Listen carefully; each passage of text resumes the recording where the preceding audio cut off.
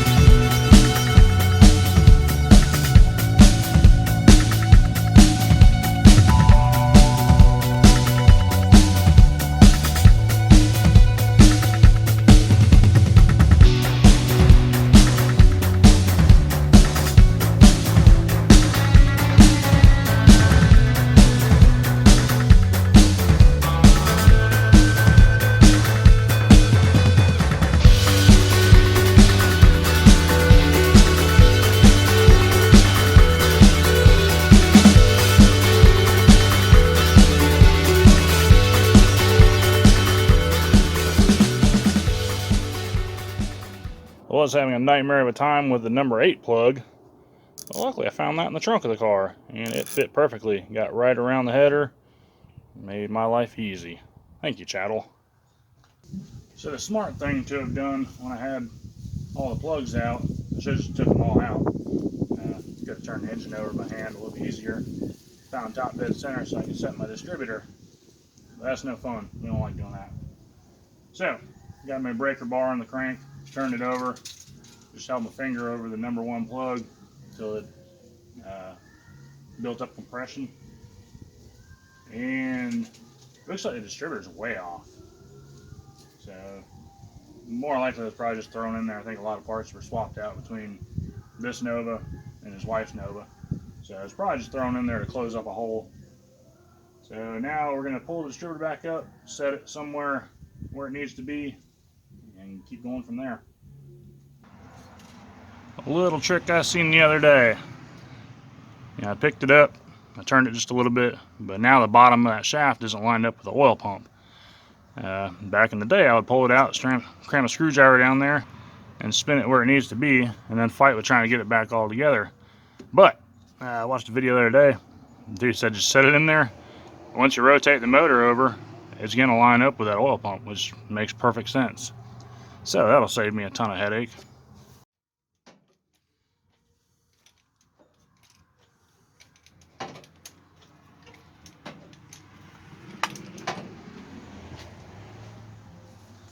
Just like that.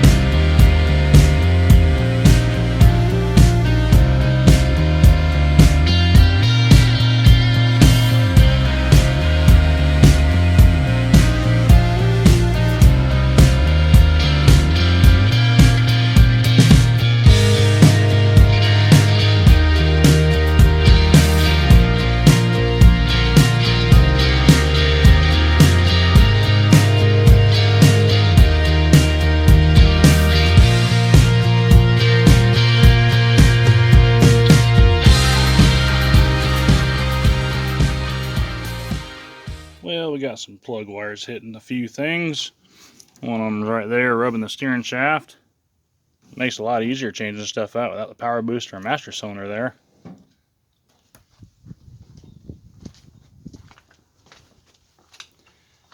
And this side is the same. You got plug wire hitting the control arm and laying right on the headers. Talking about right on them. So I went to the parts store. They gave me my spark plug that they missed, which is pretty cool. They had 9 of them in stock, so obviously they knew I was telling the truth. Got me some boot protectors for the plug wires, because I'm just going to run what we got for now. I do want to hear this thing start up, but I did call and get some new boots. They got some 45-degree boots and 90-degree boots. So got a few of each, just in case the 45s don't quite work as I want them to. I know if I get one, I'll need the other. So when those come in, I'll fix it right. That way I won't be having problems with the headers burning up the plug wires. Other than that, I'm going to keep on tinkering with it. Start running some fuel lines. Found the fuel pump that Chad had and the regulator, so that will save a bunch of headache. So I'll plumb that up and throw a battery in this thing, see what works, what doesn't work, what wires go where. I think he's got the everything right off the key, but I could be wrong. I think there's some toggle switches in there on the little console that he built. So I have to see that. I know one of them is probably for the fan. The other one may be for the distributor. So we'll just have to cross that bridge when we get there. So after buying the new boots and getting the protective boots, putting them on, I discovered the whole spark plug wire can bend. So these will work out, and apparently I got some new boots on the way that I can throw in my toolbox. That's a bummer. And getting ready to run the fuel lines, or the fuel pump I should say. And got a bracket for the fuel regulator. Thought to myself it'd be good to put it on the firewall here. And then I seen 3 holes there, and look at that. Put it on the right way. They match up. So apparently me and Chad had the same idea. So I'm gonna put it back there. He only had 1 screw in it. So I got some bigger screws that'll fit a little bit better. Got the filter mounted, the regulator mounted, pressure gauge. Got it blocked off right now because when I turn the fuel pump on, I want to be sure how much pressure is going through that line.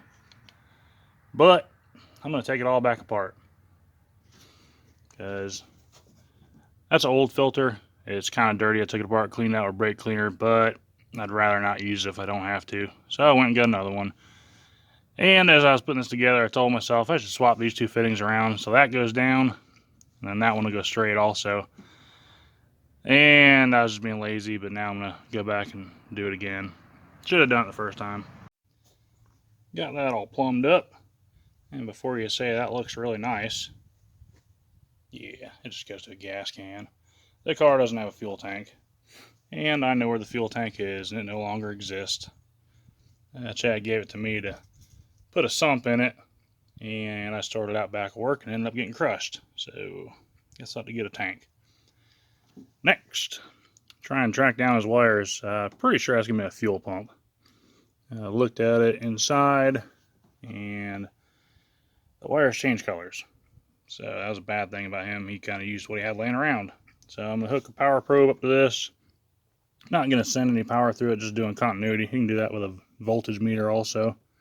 Just hook it between there and one of the cables. Looks like he's got it on the ground side.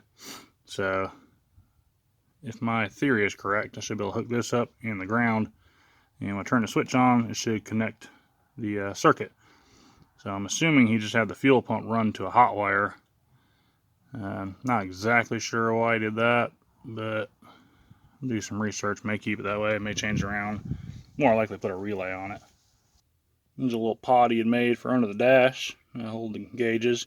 Looks a lot better than the old 3 gauge thing you buy from the parts store.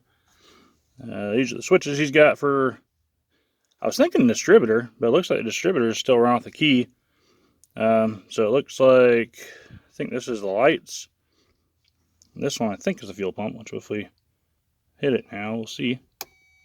Yes. So that is the fuel pump that's operating off the ground side. I believe this is the fan. I did trace this wire and it looks to be correct. and this wire feeds everything, I think. Well, besides the fuel pump, because that's on the ground. I don't know. We'll have to dig into that. Because when I was looking at the back, it looked like basically one jumped down to, I think, the lights and the fan. They are 50 amp switches, which is pretty good. I guess that's maybe why I didn't run a relay, but probably end up still running a relay just to be safe. So I'm going to basically do the same with the ignition supply wire. I just got screwdriver stabbed down in there. There's no power going to this still. Got my power probe over there. I got it hooked to the positive side of the battery cable now. And got a screwdriver shoved in there. That's odd.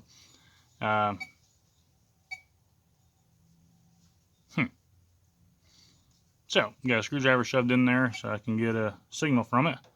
And now that I'm thinking about it, I want to say this car didn't shut off with a key. So that may be why I'm getting a little beep there.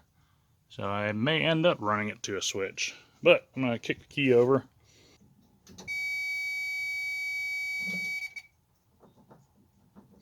It does send signal.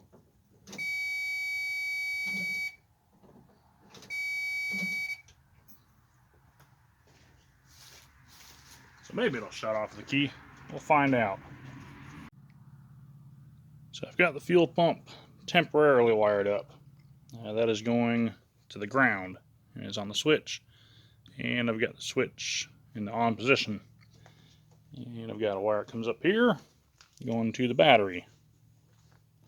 So there's no actual power going through the car at the moment, just a ground. So I'm going to touch this positive to the fuel pump to the battery and see if our fuel pump kicks on, see if it works, see if it leaks everywhere. That's a good sign. Boom. Fuel pressure. And I hear it returning, so that's good. And I see a leak, so that's bad. But that's why we do these things. Alright, now we'll test the switch, even though I tested it before.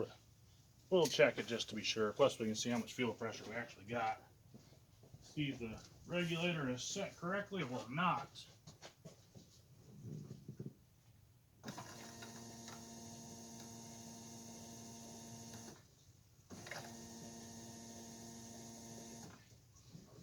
It seems to work. One step closer to firing it up. Well, we made it to the time where everything looks pretty good. Haven't hooked power up yet, but just probing everything. Nothing seems grounded out or shorted out. That's not supposed to be grounded out. Fuel's good, not leaking. I got plumbed to the carburetor now. I'm going to turn it over without the fuel pump on just to spin the engine a few times. It's been about a week since I brought on the oil, which I think it would still be fine. No, I brought in the oil just the other day when I set the timing. Well, somewhat set the timing. With that being said, timing is not set. So I just put it up on top dead center. Gonna run what we brung, see if it fires up. There was something else I was gonna say. But I do have the car jacked up, but not 100% sure it's in park, so I figured it'd be a good idea to get the back tires off the ground. So if it does fire up, it doesn't go rolling either forward or reverse. The wind is picking up, of course. It's been calm all day, but now I'm getting ready to try to record this thing getting fired up. It's gonna be windy like a hurricane. So might have to edit some of that out, but I'm gonna try and get most of the footage of it starting up. So here we go. All right, the battery is hooked up. Don't see anything smoking yet, so that's a good sign.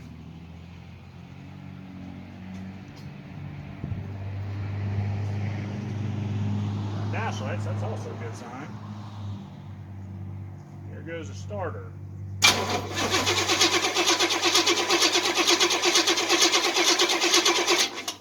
That bad boy's gonna be loud.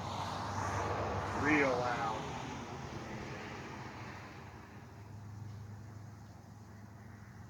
Fuel pump.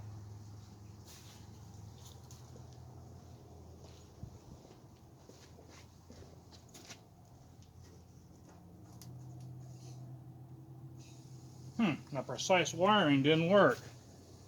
Alright, we got fuel.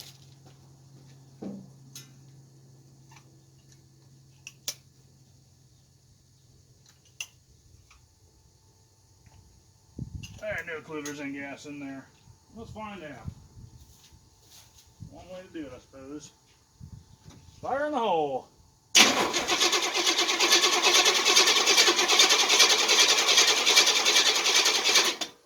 Well, that didn't work. At least it didn't shear the starter off. That's always a good thing. Ooh, I see fuel.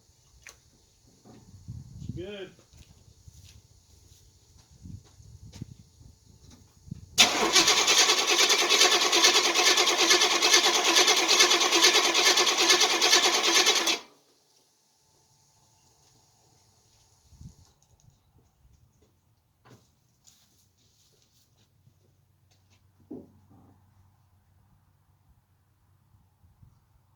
See if that makes a difference.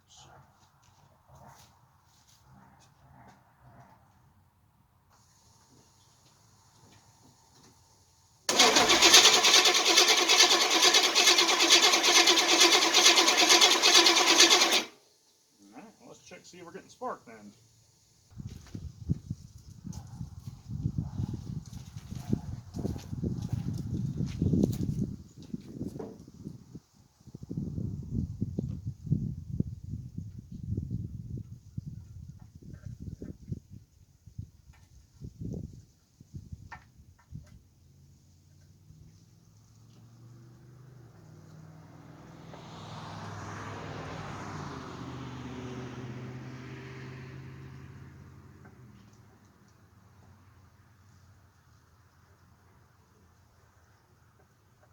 You'd figure out all these years I would have bought a spark tester by now. That may work.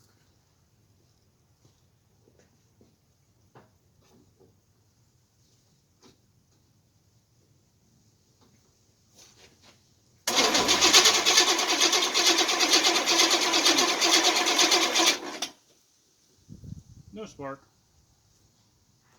Yeah, we'll have to see what's going on with that. Might be a bad distributor. So I changed out the distributor. I now have spark. And knowing that, I almost sheared the starter off. This car had a very, very bad problem doing that. So I've got the distributor retarded as far as I can get it. So we're going to send it. Hopefully it'll start. Or break starter.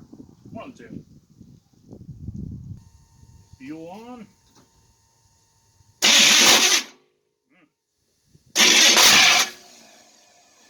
Starter needs to be shimmed. But it did fire.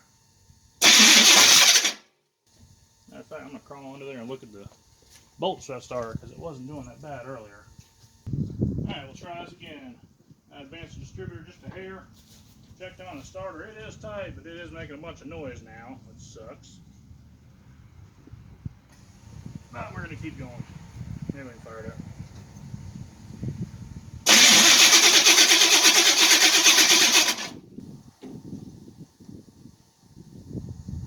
Yeah, way out of time.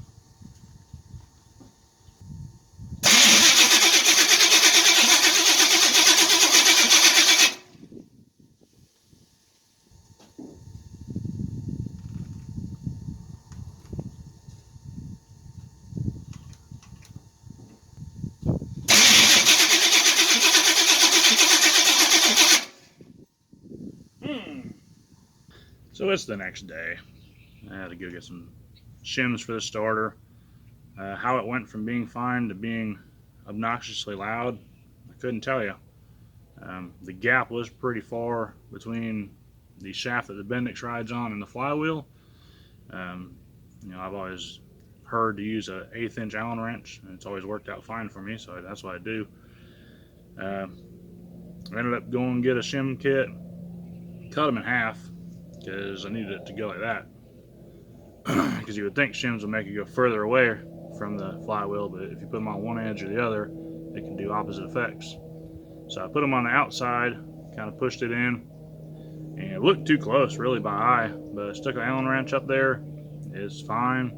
So we're about to turn the key over and see how bad it really is. Hopefully it sounds good.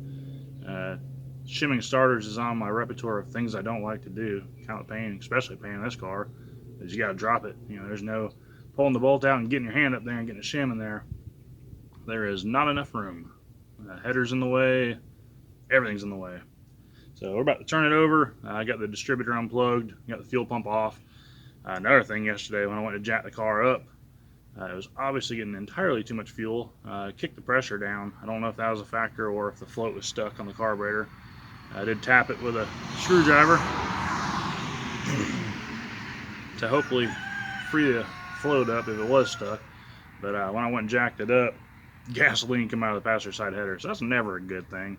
So that was another reason I kind of stopped yesterday. I let it all air out, let everything evaporate, and hopefully we'll get a good start today and have some compression to work with. Because it did want to bust off just a little bit. I got a backfire out of the carburetor, so that tells me it was too far advanced. So we're starting out on a level playing field today, so hopefully we'll be able to make something happen. All right, let's see how the starter sounds. Fingers crossed. I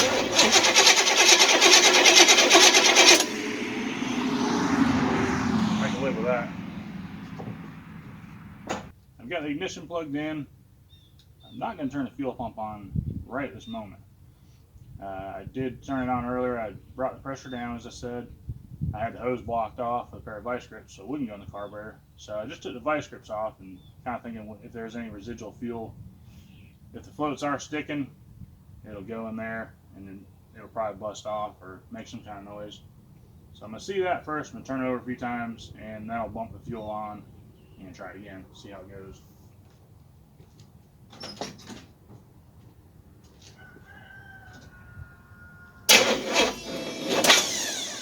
Sounds too far advanced.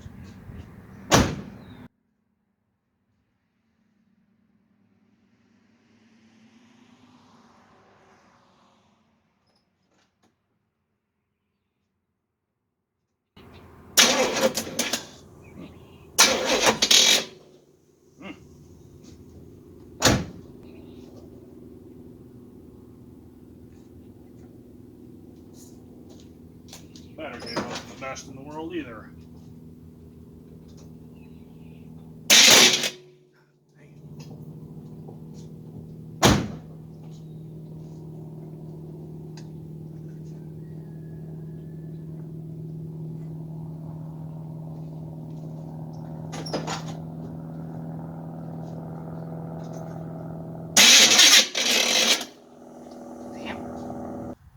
So we're back at it again.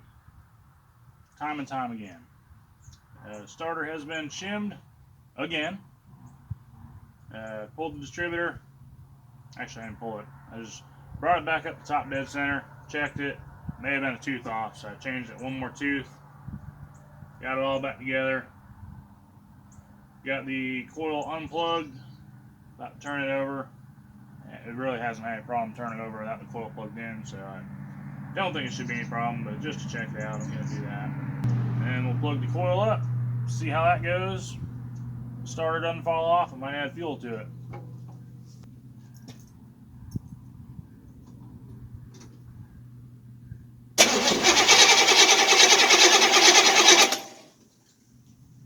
Okay, I can live with that.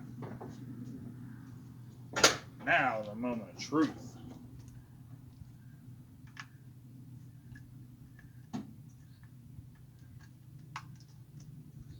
Will this video end happily?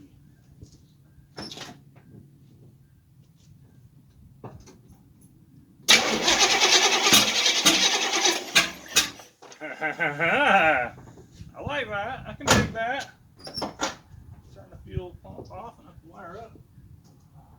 I can dig that. I like the sound of it. Mainly the starter not falling off. And I gotta get my power probe clamped so I can clamp the fuel pump wire up. So things are looking up finally. It's getting a little aggravating there for a little while. Almost lost my cool. But I'm gonna try it again. We're gonna send fuel to it this time. I'm gonna turn it over a few times and then kick the fuel pump on, just in case it is dumping fuel in there. It'll start up and at least have a chance to run. Like I said, I'm not sure what the carburetor is doing, so I'm about to find out.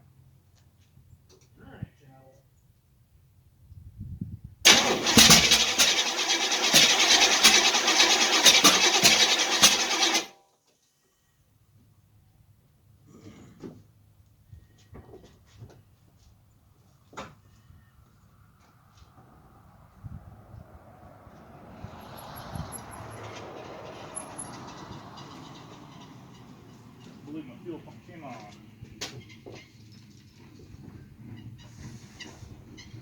Come on, I was trying to get in.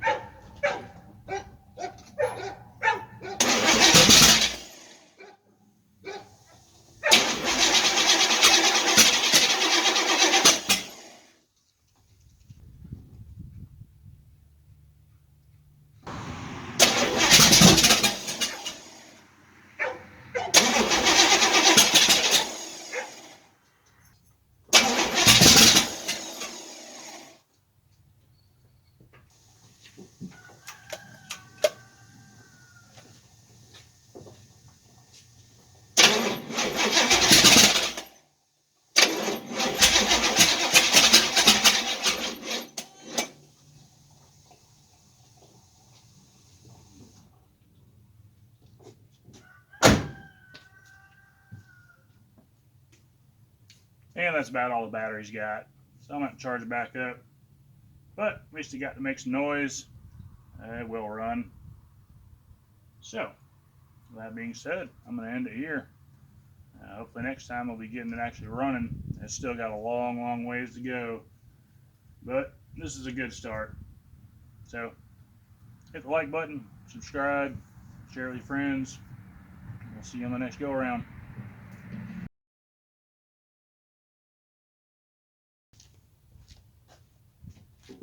I managed to rig up a throttle cable. We'll get one more shot. Hopefully we can get the fire up. Now I can add some fuel to it. Maybe there'll be just enough juice in the battery.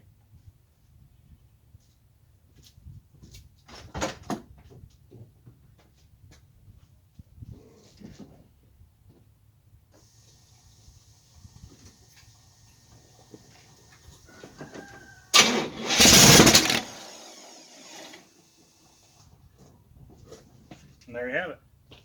The timing's too far advanced. But at least we're getting somewhere.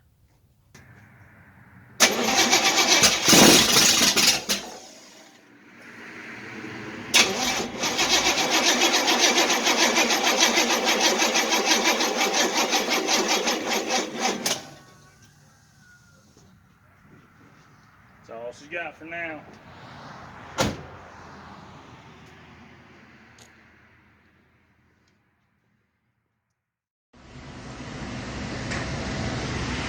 What seems to be the problem?